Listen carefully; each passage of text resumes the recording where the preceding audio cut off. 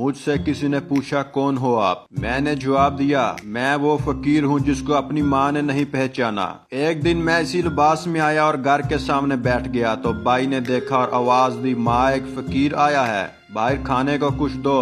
تب ماں نے سامنے روٹی رکھ دی اور کہا فقیر دعا کرنا میرے بیٹے کے لیے۔ میں نے سوال پوچھا بیٹا کیا کرتا ہے؟ ماں کی آنکھوں کا زبر ٹوٹا اور آنسوؤں کے پیمانے چھلک گئے۔ اندھائی سی آواز میں کہا آرمی میں ہے، لیکن کوئی پتہ نہیں ہوتا، بہت کم رابطہ کرتا ہے اور یہی بات بولتا ہے ماں اگر میں لوٹ کر واپس نہ آیا تو سمجھ لینا مجھ سے اس وطن کی مٹی کے تحفظ کی قسم نے جان مانگی اور اس سرزمین نے گود میں لے لیا ہوگا۔ اور ماں کی آنکھوں کا آنسو آج بھی میں نہیں بھول پایا۔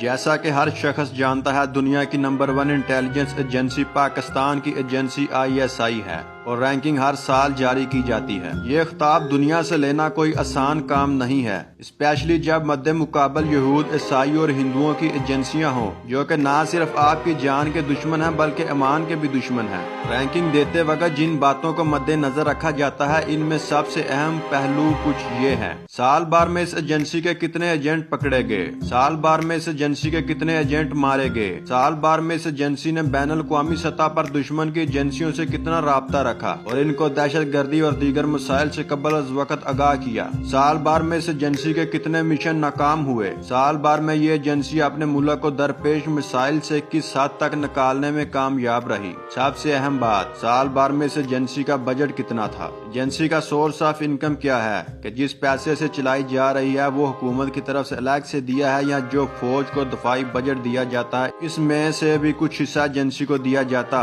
جو باتیں میں نے بتائی ہیں ان سب باتوں میں پاکستان کے ایجنسی ISI سب ملکوں کی ایجنسیوں سے سبقہ لے جاتی ہے، تب جا کر دشمن بھی مجبور ہو جاتا ہے اس کو نمبر 1 ایجنسی کا رینکنگ دینے میں۔ پاکستان ہر سال اپنے بجٹ کا ٹوٹل 11% دفاعی بجٹ کے لیے مختص کرتا ہے۔ اس میں سے ایٹمی پلانٹ پہ بھی خرچ ہوتا ہے، اس میں ISI پہ بھی خرچ ہوتا ہے، اس میں MIA پہ بھی خرچ ہوتا ہے، اس میں سے باقی دفاعی پروجیکٹ چلائے جاتے ہیں۔ پاکستان کی ایجنسی کے ناکام نہ ہونے کی ایک بڑی وجہ یہ بھی ہے کہ اپنے مشن کی تکمیل کے لیے ٹیکنالوجی ذرائع بہت کم استعمال کرتی ہے اور انفرادی قوت کا زیادہ استعمال کیا جاتا ہے۔ سب سے بڑی بات یہ ہے کہ یہ اللہ کے شیروں کی جماعت ہے، کیونکہ ٹیکنیکل ذرائع میں استعمال ہونے والی ہر چیز ہمیں یورپ اور امریکہ سے درآمد کرنی پڑتی ہے اور اس کا کنٹرول بلا واسطہ یا بال واسطہ ان کے پاس ہی ہے، اس لیے ٹیکنیکل ذرائع کا بھروسہ نہیں کیا جا سکتا۔ اس کے علاوہ بہت سی ایسی باتیں جو انٹیلیجنس کی دنیا میں اہمیت کی حامل ہیں۔ تو بات رینکنگ کی ہو رہی تھی تو مختصر یہ انٹیلیجنس میں ڈیوٹی کرنا جس قدر مشکل کام ہے اس سے مشکل ہے اپنے پورے ادارے کو بدنام ہونے سے بچانا۔ مطلب اگر آپ پکڑے گئے تو نہ صرف آپ کے ادارے کی بدنامی ہوگی بلکہ اپنے ملک کی بھی بدنامی ہوگی۔ جیسا کہ کلبھوشن یادو پکڑا گیا تو یہ انڈین ایجنسی راہ کی ناکامی کا منہ بولتا ثبوت ہے اور انڈیا کی بدنامی بھی ہوئی۔ جب تک دشمن کو پتہ لگتا ہے ISI ان کا کام تمام کر چکی ہوتی ہے۔